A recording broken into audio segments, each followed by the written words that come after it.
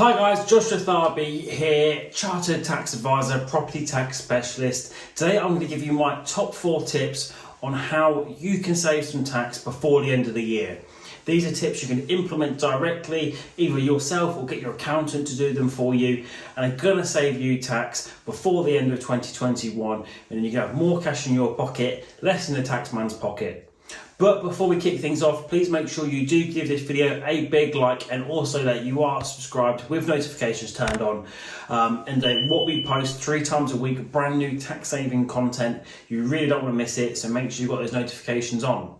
So the first tip number 1, is make sure that you're taking a salary from your company if it's tax efficient to do so. So a lot of people often leave this off if they've got a new business that they've only just set up, and they've got an employment, or they're using savings to live off. They don't often consider that they can actually take a salary from their limited company, and it might even be tax-free to do so. So if you've got no other employment income or no other income whatsoever at all, you've just started your own business up, you're living off savings, you've got your personal allowance. This year it's £12,570.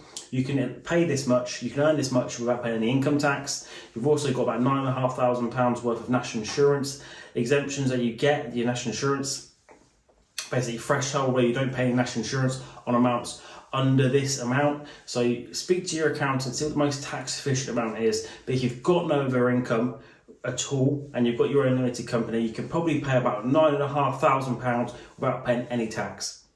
And what's also good about this is that £9,500 is an expense in the limited company, meaning you're actually going to save tax. So if you're not taking any income otherwise, and you're going to not basically use your personal allowance whatsoever, taking this £9,500 will actually save you tax. So make sure you are considering this. Any questions around this, drop them in the comments because we'll help. Okay, so tip number 2, a lot of limited companies have a 31st of December year end.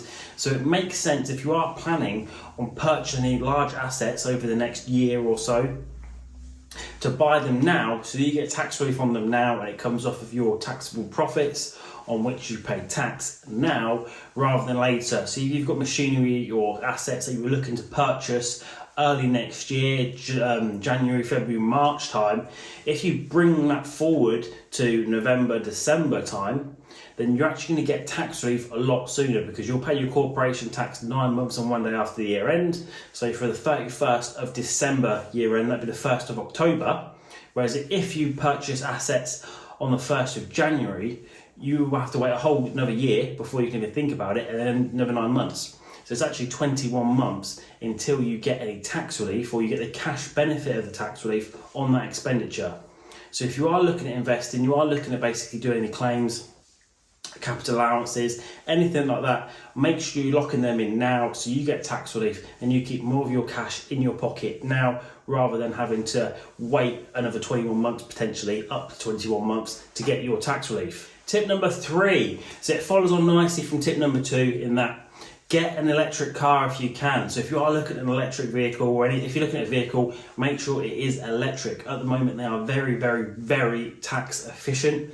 So following on from the earlier point number 2, when we was talking about accelerate your expenditure, if you are looking at getting a car, look at an electric car, and if possible, accelerate that into this tax year as well. So with an electric car, if you purchase it outright, because that includes cash or a HP agreement or a PCP, anything where basically the car almost belongs to you, you will get 100% first year allowances. Now what this means is you'll get 100% of the vehicle's cost as capital allowances in the year when you purchase it. So if you go and buy a Tesla now, £80,000, if you've got company profits of £100,000, that £80,000 is going to come straight off of the £100,000, meaning you're only going to pay tax on £20,000. So as you see, it's very, very tax efficient. And also it's worth mentioning as well, if you do lease a vehicle, so if you lease a vehicle, you usually have to pay a large upfront sum, say 9 months payments at once. You can claim that as an expense straight in the profit and loss this year as well. And also the full lease premiums will be tax deductible. So definitely look at that. So tip number 4, look at making pension contributions. So these are very, very tax efficient. So if you're a director of a limited company, or if you've got employees, you can make pension contributions on their behalf without there being any tax. So the income tax is tax free up to your relevant earnings limit of £40,000, so there's no tax to pay there, and they're also exempt for national insurance purposes, which means it's a fantastic tax efficient way to give rewards to either your employees or to put money into your pocket tax free. So that's the top 4. Make sure you are looking at these. Any questions, drop them in the comments below. I would love to help. Otherwise, thank you very much for watching, guys, and I look forward to speaking to you all soon. Bye for now.